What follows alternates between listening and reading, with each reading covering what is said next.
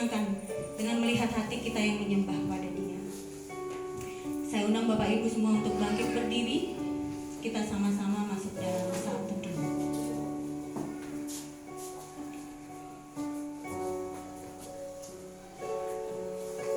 Terima kasih Tuhan. Terima kasih Yesus. Terima kasih Tuhan. Terima kasih Yesus. Mari kita memuji Dia, kita agungkan Dia, Allah yang kita sembah, Allah yang hidup, Allah yang setia, Allah yang tidak pernah meninggalkan perbuatan tangannya, Allah yang selalu mengerti kita, pribadi demi pribadi. Dia adalah kebenaran dalam hidup kita, Dia yang menyelamatkan kita. Mari kita angkat sama-sama pujian ini, Yesus. Yesus kau kebenaran yang menyelamatkanku. Kau memberikanku hidup dan pengharapan.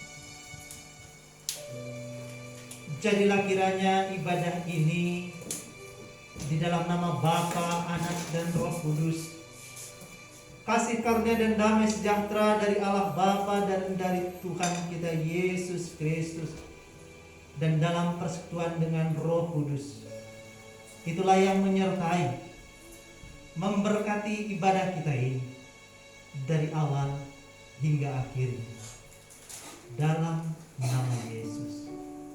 Amin. Amin. Bapak Ibu, saya persilakan duduk kembali. Mari kita angkat satu pujian bahwa inilah hidup kita, inilah rindu kita pada Allah kita. Mari kita berikan hati kita sepenuhnya pada Tuhan.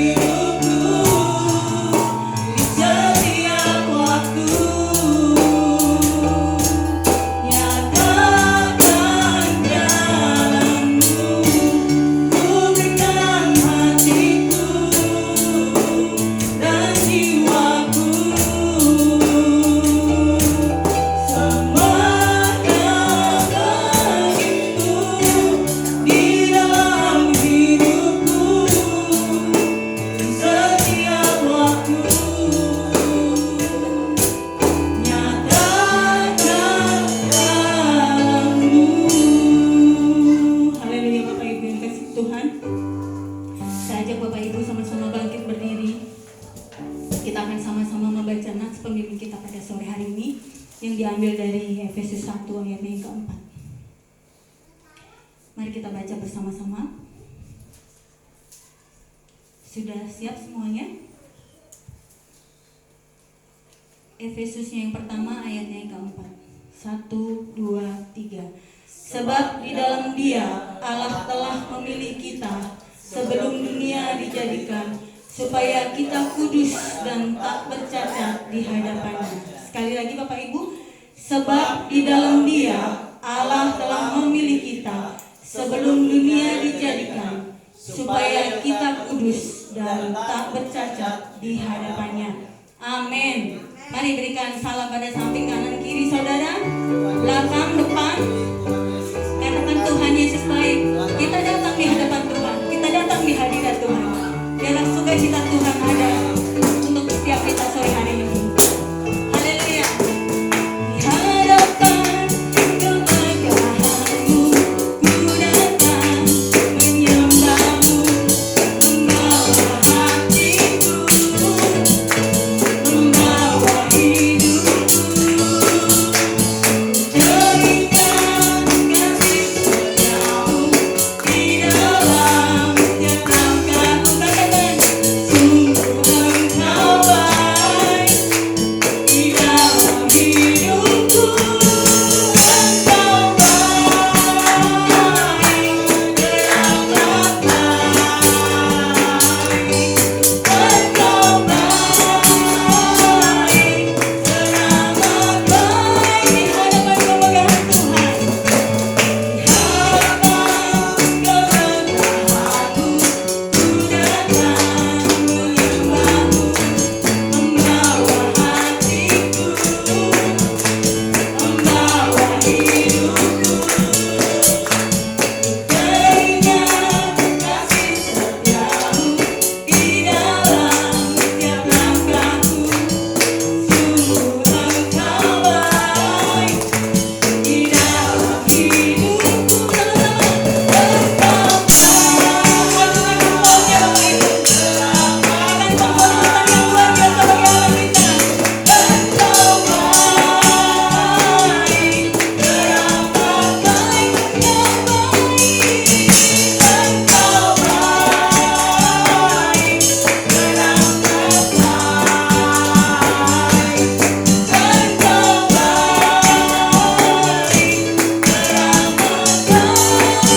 Engkau baik, Engkau baik, teramat baik. Engkau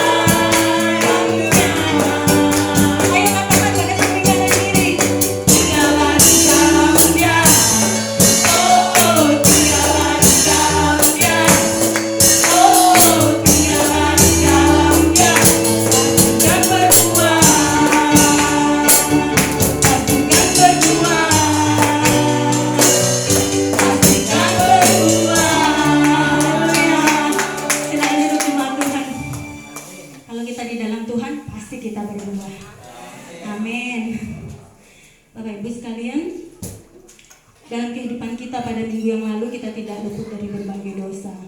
Karena firman Allah dan di hadiratnya tidak seorang pun dapat menyangkal kalau ia tidak berbuat dosa. Karena itu marilah masing-masing mengaku dosanya dan mohon pengampunan yang daripadanya. Mari kita sama-sama berdoa. Allah Bapa kami yang kami sembah di dalam nama Tuhan kami Yesus Kristus, kembali kami datang padamu sore hari ini Tuhan. Kami berlutut, kami membuka hati kami, dan kami mengaku Tuhan dengan mulut bibir roh kami Tuhan, bahwa kami orang yang berdosa, bahwa kami orang yang tidak layak, bahwa kami jauh dari kebenaran-Mu. Tapi Engkau Tuhan Allah yang Maha Kasih, Engkau yang melayakkan kami, Engkau yang menebus kami Tuhan, Engkau yang menyucikan kami dengan darah-Mu yang Kau tumpahkan di atas kayu salib. Kami bersyukur Tuhan. Mari Bapa terus pimpin roh kami, terus pimpin hidup kami, terus pimpin langkah kami Tuhan, seturut dengan kehendak-Mu Bapa. Biarlah setiap hari, setiap saat, setiap detik dalam kehidupan kami selalu bisa ingat, hidup kami tidak layak, tapi Engkau yang melayakkan kami, sehingga hidup kami bisa lebih berharga dan lebih berbuah, lebih memberkati banyak orang. Terima kasih Yesus. Ketika kita mengaku dosa kita, maka Allah akan memberikan pengampunan bagi kita.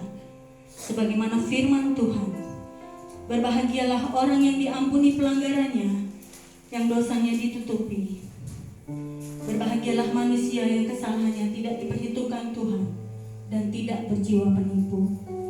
Bapak Ibu, Allah telah memperdamaikan dirinya dengan dunia ini dengan perantaraan Kristus Tuhan kita.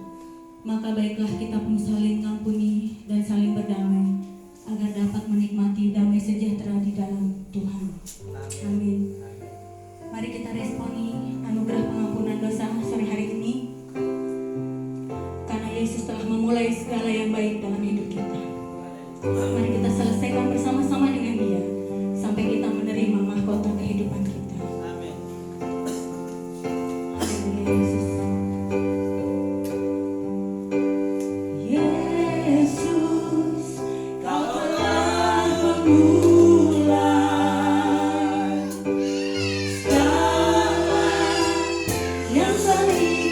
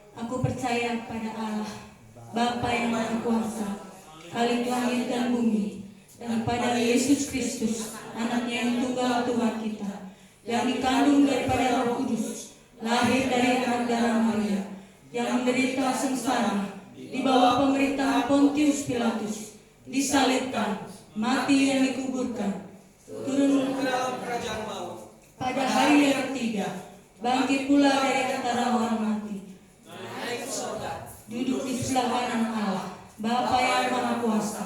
dan dari sana Ia akan datang untuk menghakimi orang yang hidup dan yang mati. Aku percaya pada Roh Kudus, gereja yang kudus dan am, persekutuan orang kudus, kebangkitan dosa, Kebangkitan tubuh, dan hidup yang kekal. Amin. Bapak Ibu, saya persilahkan untuk duduk kembali. Kita akan mempersiapkan hati kita untuk menerima kebenaran firman Tuhan yang akan disampaikan oleh evangelis Seni. Biar hanya Tuhan yang menyelidiki setiap hati. Biar hanya Tuhan yang melihat apakah kita benar-benar mengasihi Dia dengan tulus atau ada hal-hal lain yang kita mau dari Dia. Selidiki kami Tuhan. Nyatakan pribadi-Mu dalam hidup kami. Terima kasih Tuhan. Selidiki aku, lihat hati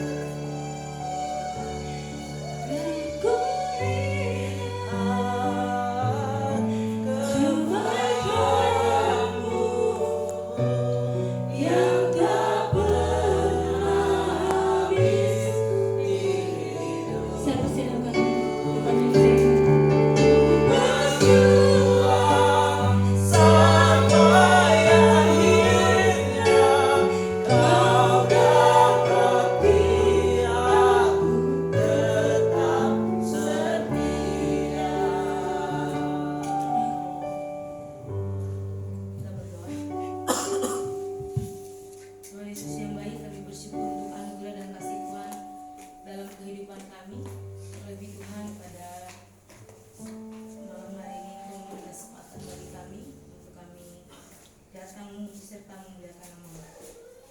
Biarlah Roh Kudus Tuhan hadir bersama-sama dengan kami, mengurapi setiap kami yang ada di tempat ini Tuhan Yesus.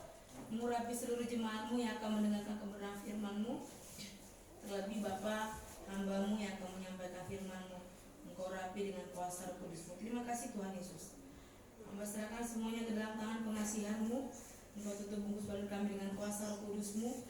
Dan biar Roh Kudus-Mu yang bekerja bagi kami semuanya sehingga kami dapat mengerti firman yang disampaikan. Dalam nama Tuhan Yesus Kristus kami berdoa, haleluya, amin. Amin. Kelihatan saya Bapak Ibu? Kali ini agak tinggi soalnya. Ya. Waktu kemarin kan pendek banget. Ada lagi mungkin kasih tahu. Udah cukup. Cukup. Ya. Maaf suaranya agak begitulah ya Bapak Ibu. Kayaknya kita semua pada batuk ya. Kita akan mendengarkan kebenaran firman Tuhan pada malam hari ini. Bersama-sama kita membuka firman Tuhan dari Kisah Para Rasul 1 ayat 15 sampai dengan ayat 26. Kisah Rasul 1 ayat 15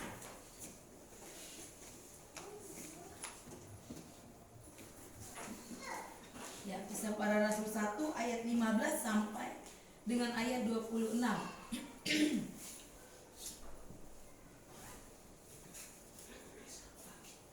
Ya, sudah ketemu ya Bapak Ibu? Amin. Ya. Kita akan membaca bergantian. Saya ayat 15, kemudian Bapak Ibu ayat 16 dan begitu selanjutnya.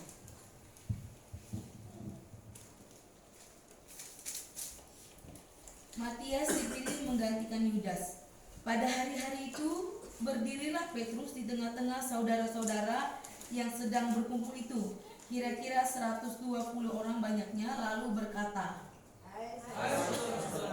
Haruslah kita saksi yang disampaikan oleh tentang Yudas, pemimpin orang-orang yang mengangkat Yesus itu. dahulu ia termasuk bilangan kami dan mengambil bagian di dalam pelayanan ini. Yudas ini telah membeli sebidang tanah dengan uang kejahatannya.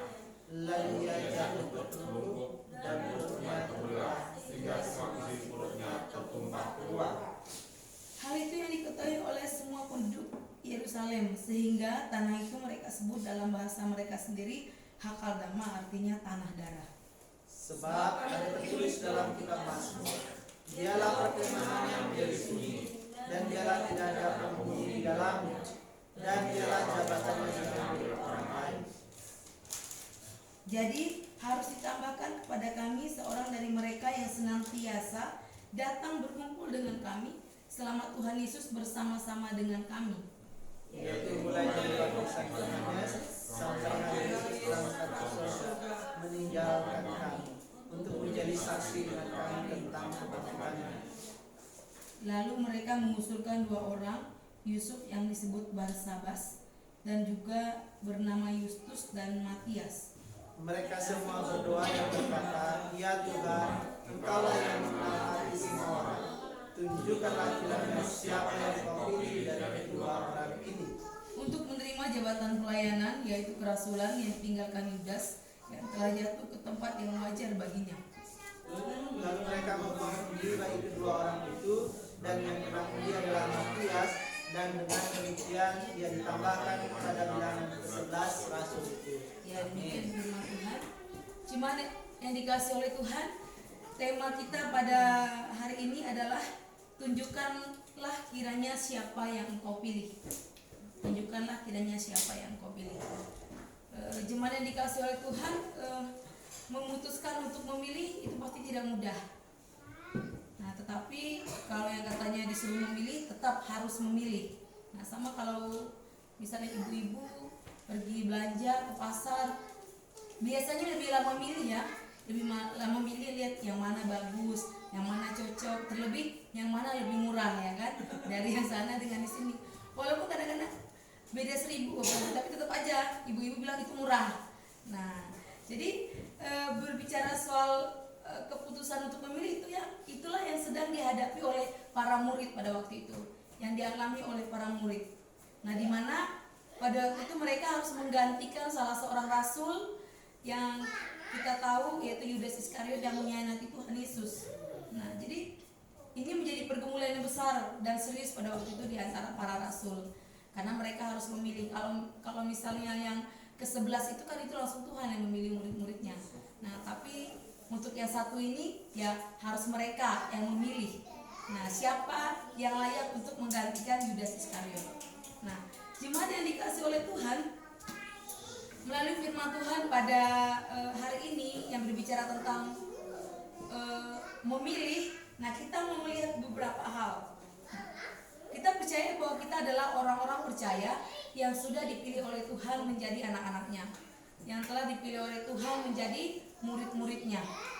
Nah, oleh karena itu, apa yang kita lakukan setelah kita menerima, setelah kita dipilih oleh Tuhan untuk menjadi anaknya ataupun muridnya? Bersama-sama kita lihat yang pertama, apa yang kita lakukan? Yang pertama itu adalah berbicara soal setia. Yang pertama setia. Kalau Tuhan sudah memilih kita menjadi anaknya, yang harus kita lakukan adalah setia. Nah, kita melihat dulu ke nas yang kita baca pada hari ini. Itu di ayat 15 sampai dengan ayat 20. Nah, itu bercerita tentang sesudah Kristus naik ke surga, para murid dan ke-11 rasulnya mereka berkumpul di satu tempat. Nah, sebuah rumah di Yerusalem. Dan Alkitab mencatat ada kira-kira pada waktu itu 120 orang. Dan mereka berdoa, bertekun, menantikan kedatangan Roh Kudus yang sudah dijanjikan. Nah, pada waktu itulah, di tengah kesempatan itulah Petrus mengusulkan, nah bagaimana jika kita memilih seorang murid untuk melengkapi ke-11 rasul tersebut atau ke-11 murid tersebut. Nah, kita melihat bahwa murid yang tidak setia itu adalah Yudas, Bapak Ibu. Nah, kesetiaan Yudas itu hanya sebatas bahwa ia mengaku Tuhan itu guru. Nah, pengenalannya jauh untuk mengaku bahwa itu Tuhan belum. Jadi dia hanya mengaku bahwa itu guru. Karena menurut saya kalau dia sudah mengaku itu Tuhan, Allahnya yang hidup, pasti dia nggak akan melakukan itu. Nah, tapi karena dia hanya melihat Tuhan pada waktu itu sebatas guru, manusia biasa, yang mulailah dia tergoda. Nah, dengan apa yang sudah ditawarkan pada waktu itu, sehingga tadinya mungkin tidak terpikir bagi dia ya kan untuk meninggalkan. Nah, mulai kesetiaannya goyah dan dia meninggalkan Tuhan. Tapi kita lihat ya Bapak Ibu, akibat dari perbuatannya gitu. Ada yang dialami olehnya. Kalau kita baca tadi di ayat 18 sampai 19, sangat tragis sekali kehidupannya. Nah, jadi setia. Jemaat yang dikasih oleh Tuhan dalam kehidupan kita ini, kita sudah dipilih oleh Tuhan sebagai anak-anaknya, sebagai muridnya. Marilah kita tetap setia di dalam pemilihan tersebut. Walaupun saat ini di dalam kehidupan kita banyak proses yang sedang kita jalani.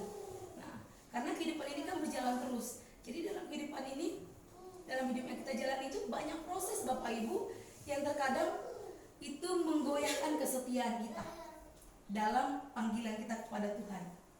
Nah, belajar untuk setia, marilah kita belajar untuk setia meskipun jalan itu gak mulus, meskipun jalan itu berbatu-batu, meskipun banyak masalah dan sebagainya. Mari kita belajar untuk tetap setia kepada Tuhan. Mari kita tetap belajar untuk sehati di dalam persekutuan. Nah, apalagi persekutuan kita saat ini ya, sehati, satu tujuan. Walaupun kadang-kadang di tengah-tengah persekutuan itu pun banyak hal. Kadang-kadang nggak satu kata, kadang-kadang nggak satu keinginan, kadang-kadang nggak satu pendapat di Bapak Ibu. Tapi kita tetap harus ingat dan fokus bahwa kita punya satu tujuan, yaitu apa? Menyenangkan hati Tuhan. Nah, oleh karena itu, jika kita sudah dipilih saat ini menjadi anaknya, menjadi murid yang dikasihnya, mari kita tetap setia dalam panggilan itu. Dalam situasi kondisi apapun yang Bapak Ibu hadapi saat ini, saya nggak tahu ya, masing-masing pasti punya pergumulan dalam keluarga, dalam ekonomi, mungkin dalam pekerjaan. Mari kita tetap mengandalkan Tuhan dan kita tetap setia kepada Tuhan. Nah, begitu juga dengan kita yang saat ini juga dipercayakan Tuhan untuk melayani. Ya kan, mungkin ada kami sekarang sebagai pelayan, ada para penatua, guru sekolah minggu yang sudah ditetapkan Tuhan untuk melayani. yang sudah dipilih oleh Tuhan, mari tetap pada panggilan itu. Mari tetap setia pada panggilan itu. Walaupun dalam pelayanan itu nggak mulus ya Bapak Ibu, pasti namanya kita dalam satu komunitas, pasti akan ada perbedaan pendapat gitu. Apalagi yang namanya pelayan itu biasanya, kalau saya bilang kayak ini ya, sebenarnya sih kayak artis ya Bapak Ibu. Ada netizennya ya kan, ada yang suka, ada yang enggak, ada yang ngomong seperti ini, ada yang seperti ini. Mungkin dalam pelayanan Bapak Ibu akan menghadapi seperti itu. Ada karakter orangnya seperti ini, wah ada yang seperti ini gitu Bapak Ibu. Dalam pelayanan pasti seperti itu, khususnya kita yang melayani. Tetapi melalui proses semuanya itu kita akan belajar untuk mengenal masing-masing. Kita mungkin ternyata Mbak Esther itu kayak gini gitu kan. Dalam proses itu pasti kita akan mengenal teman sepelayanan kita. Kita mulai tahu dan akhirnya kita bisa menerima. Nah, karena itulah yang terjadi dalam pelayanan. Ya saya hadapi lah Bapak Ibu, karena yang saya hadapi memang yang mulai dari anak-anak, remaja, orang tua, lansia. Ya namanya pelayan pasti dia akan menghadapi semua kategori itu dan harus bisa menyesuaikan diri dengan situasi dan kondisi itu. Nah, jadi tapi awal-awalnya saya mikir gitu, aduh ternyata gini ya, luar biasa sekali gitu. Karena kan kita sebagai hamba Tuhan kadang-kadang tidak bisa kita memenuhi semua keinginan gitu, tapi kita mau belajar untuk melakukan yang terbaik buat jemaat dan juga buat Tuhan. Nah, jadi dalam kondisi seperti itu saya mulai berpikir, kok seperti ini ya gitu. Tapi saya kembali lagi mengikuti semua, melihat, dan saya mulai mengerti, oh iya seperti ini.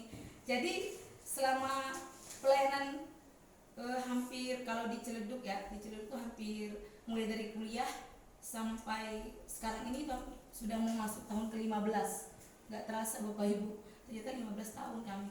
Nah, saya sudah tahu, kami mulai tahu jemaat karakter ini seperti. Jadi kalau misalnya dia seperti ngomong seperti apa gitu, mengerti, oh memang seperti ini orangnya gitu. Jadi mulai mengenal semuanya, mulai mengenal, dan itu proses yang sangat panjang Bapak Ibu. Nah, jadi kita mau melihat bahwa setelah kita dipilih Tuhan, maka yang kita lakukan adalah setia dalam pemilihan itu. Karena dipilih dan dipanggil oleh Tuhan untuk menjadi muridnya itu bukan hal yang gampang, itu proses. Sama dalam saya juga memulai pelayanan, saya juga tamat SMA, saya kuliah, dan saya nggak tahu pernah cerita ya Bapak Ibu, bukan keinginan saya buat melayani, tapi itu ternyata nazar orang tua saya sejak saya dari dalam kandungan Bapak Ibu. Mereka bilang anak yang pertama harus dipersembahkan kepada Tuhan. Dan terjadilah itu Bapak Ibu. Setelah saya detik-detik mau tamat SMA, bapak saya ngomong gini, nak nanti kamu kalau di HKBP namanya sekolah diakonis. Diakonis itu dalam bidang pelayanan, tapi dia lebih ke sosial gitu. Tapi tetap pelayanan di gereja juga gitu. Pas waktu itu bapak mau operasi, saya ngomong gini, janganlah Pak, saya kan udah punya pilihan sendiri, namanya masih muda ya Bapak Ibu, pasti punya pilihan sendiri gitu. Terus bapak bilang, pokoknya sebelum saya operasi, bapak kasih tahu dulu sama kamu lah, kau pikir-pikirkanlah dulu. Namanya orang Medan kan gitu kalau ngomong kan, kau pikir-pikirkanlah dulu kayak mana. Terus saya gimana ya Bapak Ibu, aduh saya bener-bener pusing waktu itu. Akhirnya saya bilang ya udahlah operasi aja lah dulu, itu mah belakangan, saya bilang kayak gitu. Operasi aja Pak dulu Pak, karena waktu itu bapak operasinya batu ginjal sih. Setelah operasi ternyata di tengah-tengah operasi itu operasi berjalan lancar, hanya bapak ini nggak sadar dalam waktu jangka panjang, maksudnya lama sadarnya, dan itu jarang terjadi kepada pasien gitu. Nah, dan tensi bapak waktu itu katanya udah 50 gitu. Saya udah lihat nih dokter dari ruang operasi itu udah pada keluar masuk lari, pada berlarian gitu, saya juga nggak tahu gitu. Awalnya saya ngelihat biasa aja gitu kan, ini orang kenapa sih kok pada keluar masuk gitu kan. Tapi tiba-tiba kayak entah terjadi sesuatu nih sama bapakku. Nah gitu kalau orang Medan ngomongnya bapakku. Nah gitu kan saya mikir, entah terjadi sesuatu nih, ada apa ya gitu. Saya masuk kamar mandi, udah gitu saya berdoa Bapak Ibu. Saya berdoa, saya bilang Tuhan, kalau memang Tuhan sadarkan Bapak, Tuhan sembuhkan Bapak, Tapi Tuhan benar-benar sembuh ya. Saya ngomongin itu Bapak Ibu. Tuhan, saya kalau mikir itu lucu sendiri. Saya pikir ya ampun, kok saya kayak ngatur Tuhan banget ya. Tapi benar-benar sembuh ya Tuhan. Bapak tuh sampai bisa kerja di ladang. Pokoknya saya banyak permintaan sama Tuhan waktu itu. Setelah itu kan amin, saya bilang amin, saya buka pintu kamar mandi, kebetulan nggak jauh dari ruang operasi itu, pintu operasi langsung terbuka. Saya kaget Bapak Ibu. Saya kaget antara senang dan bingung gitu kan. Ya ampun, ternyata saya berdoa langsung sadar gitu. Jadi antara kayak ini benar ya, betul. Tapi gimana? Jadi saya kayak dilema Bapak Ibu. Tapi ya udahlah. Akhirnya ke ruang operasi. Tapi Bapak udah sadar, tapi hanya ngomongnya masih kayak ngelantur dan dia tuh berdoa untuk semua pelayan di gereja. Itu yang saya dengar doa Bapak. Tuhan berkati ini, berkati ini, berkati. Jadi dalam dia nggak sadar itu di bawah bius kali ya. Nah, dia berdoa untuk semua orang. Nah, akhirnya tibalah waktu yang ditunggu-tunggu Bapak Ibu. Karena mengenyakan kesempatan, saya langsung didaftarkan sama Bapak. Dan saya ya udah nggak apa-apa lah gitu. Dan jujur saya mengerjakan soal ujian itu asal-asalan. Satu, kenapa? Karena memang saya nggak mau sekolah di situ gitu. Saya asal-asalan. Psikotes juga ada beberapa psikotes yang nggak saya isi karena saya nggak mau pusing pada waktu itu kan. Kaget lagi saya Bapak Ibu waktu saya lihat di papan pengumuman nama saya keluar, kalau nggak salah itu di urutan ke-6. Saya kaget. Saya, aduh, aku bilang, namaku keluar loh. Aku ngomong ke teman-teman, katanya seneng dong Hen gitu. Sementara orang-orang banyak nangis, maksudnya karena memang agak susah masuknya gitu kan. Ya ampun, saya kan, Tuhan ini gimana Tuhan? Ya udahlah. Jadi kayak dilema sendiri. Ya udahlah, nggak apa-apa lah, saya jalanin aja gitu. Ya seiring dengan waktu Bapak Ibu saya jalani kehidupan di asrama. Kehidupan yang begitu keras, menurut saya keras kehidupan di asrama itu. Karena saya anak kos mulai dari SMP saya udah ngekos. Jadi saya bebas, tiba-tiba di asrama banyak aturan dan itu benar-benar membuat saya makin stres dan sempat mau lari dari asrama. Tapi saya heran, saya nggak pernah menemukan pintu buat keluar. Nggak tahu, saya setelah saya renungkan itu kan saya berpikir, kok bisa ya? Padahal itu pintu istilahnya taman tuh langsung pintu keluar gitu dan langsung gerbang gitu. Tapi saya bisa keliling-keliling doang di taman itu, kayak nggak bisa keluar dari asrama itu. Itu saya lakukan beberapa kali, kayak percobaan ya Bapak Ibu ya. Saya lakukan beberapa kali untuk saya keluar dari situ karena saya nggak mau melayani. Nah tapi itulah Bapak Ibu, kalau Tuhan sudah memilih kita, tidak ada yang bisa digagalkan oleh Tuhan, oleh apapun rencana Tuhan itu dalam hidup kita. Akhirnya saya pelayanan sampai sekarang. Iya. Saya kalau mengingat kembali apa yang saya alamin, bahkan saya pernah pelayanan itu jalan berkilo-kilo di tengah hutan. Saya nggak punya duit, saya harus naik saya harus naik mobil sampah waktu saya ingat. Saya udah nggak kuat jalan dengan teman saya, akhirnya kami hentikan mobil sampah. Kebetulan dia baru buang sampah, kami numpang mobil sampah sampai ke depan asrama karena udah nggak kuat jalan, nggak ada duit buat itu. Saya ingat begitu banyak pelayanan yang saya hadapin dan banyak hal-hal yang saya pengen lari dari panggilan Tuhan, tapi tidak pernah Tuhan berikan kesempatan itu. Termasuk setelah saya selesai kuliah, saya pelayanan di satu pulau itu yang namanya Pulau Rupat, tempat Pak Dia melayani. Jadi kami waktu itu ketemu di satu pelayanan Bapak Ibu. Mengingat masa lalu. Namanya Pulau Rupat. Jadi Pulau Rupat itu adalah tempat suku-suku, salah satu suku namanya suku Akrit. Nah jadi saya di pos PI yang satunya, Pak Gia di pos PI yang satunya. Jadi kami ketemu di situ waktu itu. Dan saya ditempatkan di satu tempat yang hanya satu rumah, terus belakangnya hutan, depannya kebun karet, di samping kiri kanannya juga hutan-hutan semak-semak itu Bapak Ibu. Jadi saya ditempatkan di situ. Dan ternyata tempat itu sangat dikenal angker. Saya nggak tahu Bapak Ibu waktu itu. Terus jemaat ngomongin, Ibu, nggak usah lah Ibu tidur di situ. Lah, terus saya tidur di mana? Ibu nginep aja lah di rumah saya. Kenapa? Ibu tahu nggak Bu? Tempat itu banyak kali hantunya Bu. Gitu ngomong ke saya. Saya sempat, punya hantu. Tapi saya udah beberapa minggu di situ nggak ada apa-apa kok Pak. Saya ngomong gitu. Iya Bu, tapi saya kasihan ya Ibu. Lihat aja kondisi rumah Ibu sekarang di belakang itu memang nggak bagus Bapak Ibu. Rumahnya tuh bolong-bolong. kayak kalau diginiin orang tuh langsung hancur gitu kan. Saya bilang nggak apa-apa lah Pak, saya bisa kok di sini. Saya percaya ada Tuhan yang menolong saya. Ya kembali Bapak Ibu, dilema lagi saya di tengah pelayanan. Aduh ini gimana Tuhan gitu kan. Ya udah saya berpikir ya udah deh saya tunggu aja beberapa bulan. Nanti kalau duit saya udah cukup saya mau pergi keluar kerja. Lain lagi ceritanya, saya mau kerja gitu. Seiring dengan waktu saya sering ke rumah jemaat, saya sering kunjungan. Jadi saya tidak terlalu menunjukkan bahwa saya ini gimana gitu dengan ini saya sebagai hamba Tuhan, enggak. Tapi saya menyatu dengan kegiatan mereka. Kalau mereka ke ladang, saya ikutan ke ladang.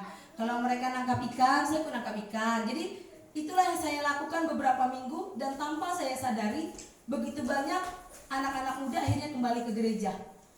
Dan ada 14 orang pada waktu itu dibaptis. Saya kaget lagi untuk yang ketiga kalinya Bapak Ibu. Setelah dari yang lama-lama kaget lagi. Dan di situ saya kembali meneguhkan, berarti benar nih, saya harus tetap melayani Tuhan. Karena apapun yang saya lakukan, Tuhan tidak pernah menyetujui semua rencana-rencana saya. Berarti panggilan Tuhan benar-benar saya harus melayani hingga sampai saat ini Bapak Ibu. Puji Tuhan.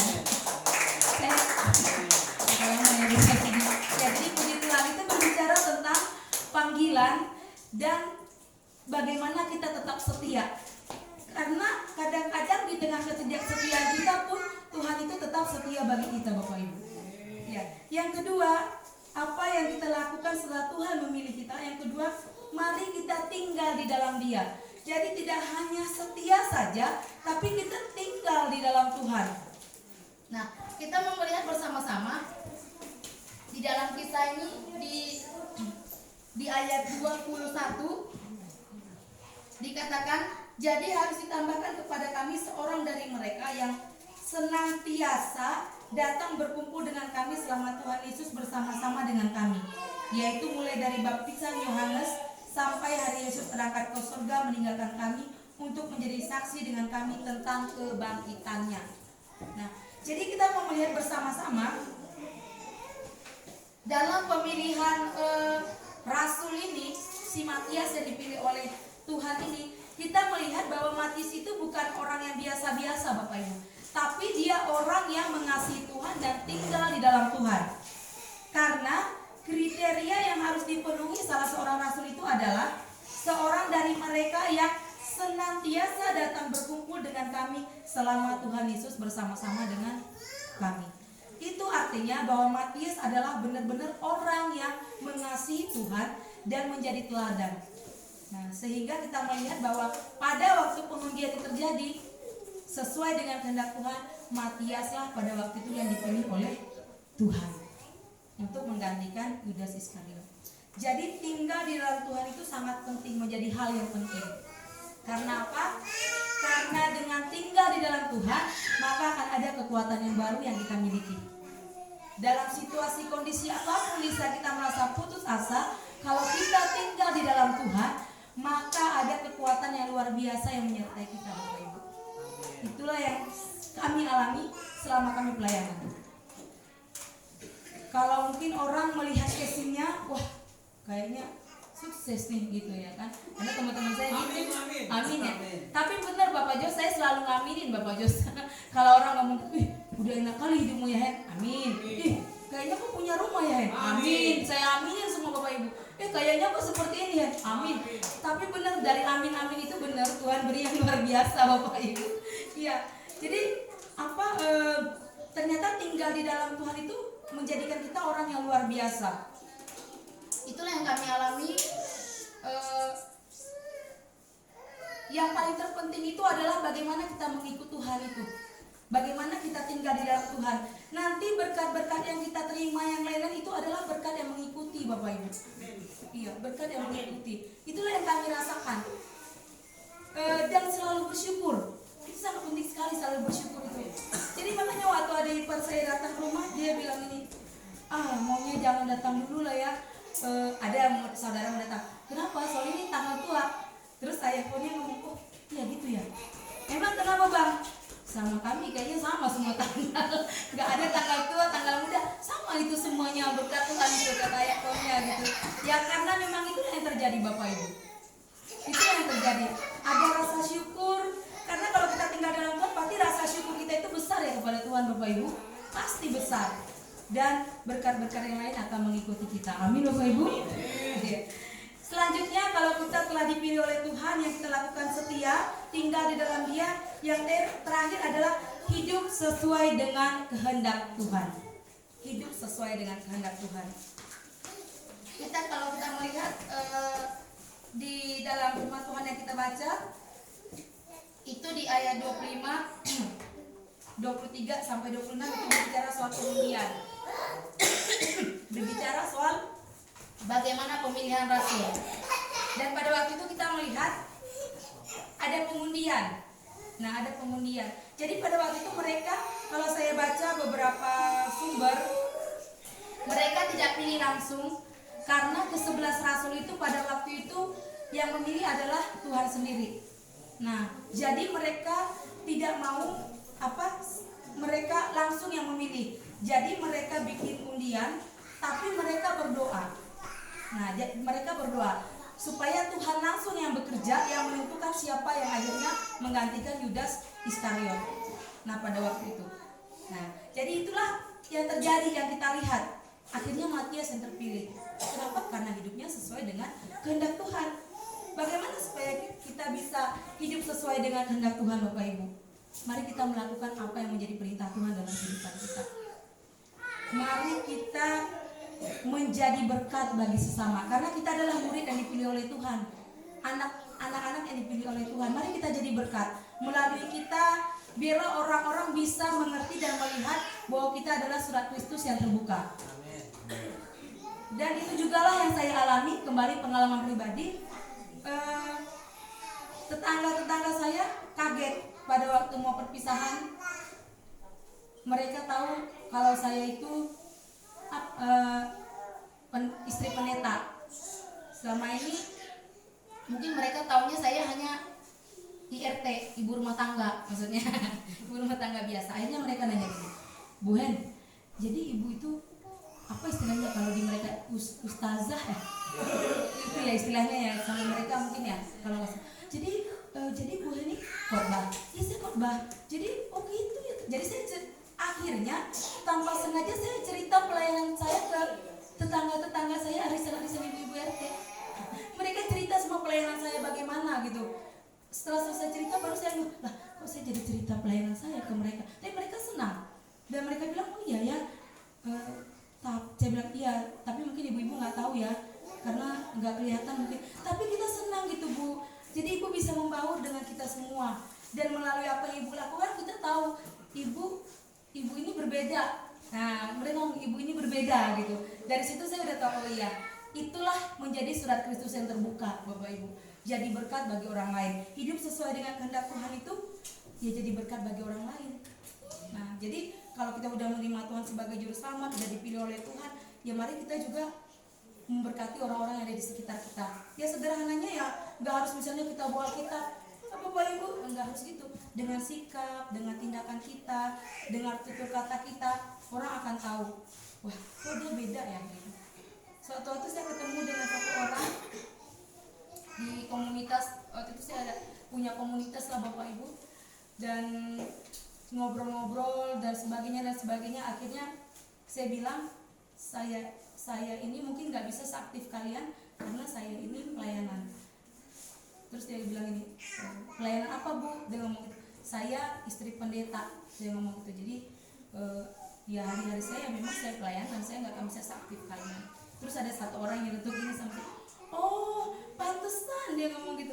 Kenapa Mbak? Saya ngomong gitu, karena auranya beda. Karena dia bukan orang ini ya, bukan seiman dengan kita. Karena auranya beda. Waktu saya lihat tuh saya jadi, kok ibu ini beda ya?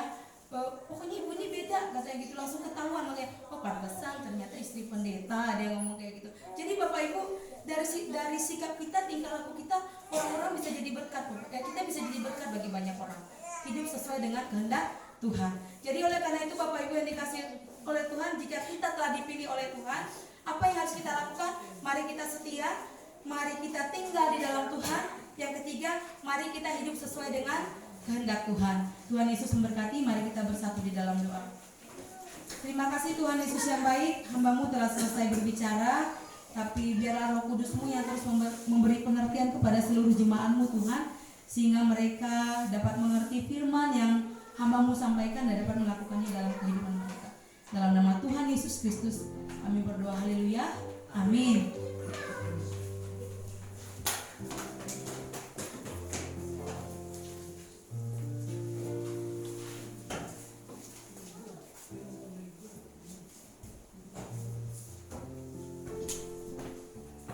Puji nama Tuhan, kita sudah mendengarkan kebenaran firman Tuhan yang tadi sudah disampaikan oleh Evangelis Hedi Bakara, dan biarlah firman Tuhan itu pun boleh menjadi ingat-ingatan bagi kita di sepanjang perjalanan hidup kita dengan Kisah Para Rasul pasal 1 ayat 18 sampai 21 ini. Baik Bapak Ibu, mungkin ada di antara kita yang akan memberikan kesaksian setelah mendengarkan firman Tuhan. Dipersilakan. Sekolah minggu ada? Sekolah minggu belum?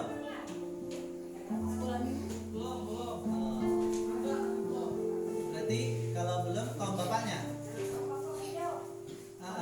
Papa Pido. Iya. Iya. Papa Pido minggu lalu dapat tugas untuk memimpin. Iya, kamu bapak. Ada. Ayo, dipersilakan.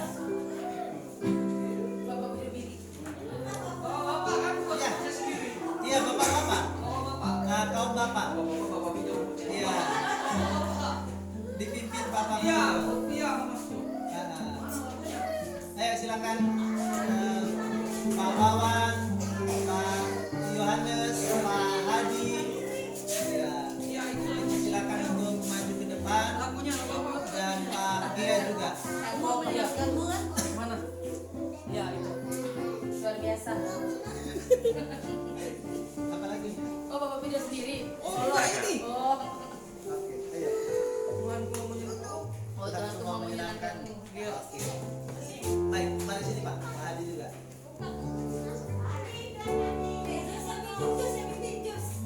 Nggak bisa. Di sini.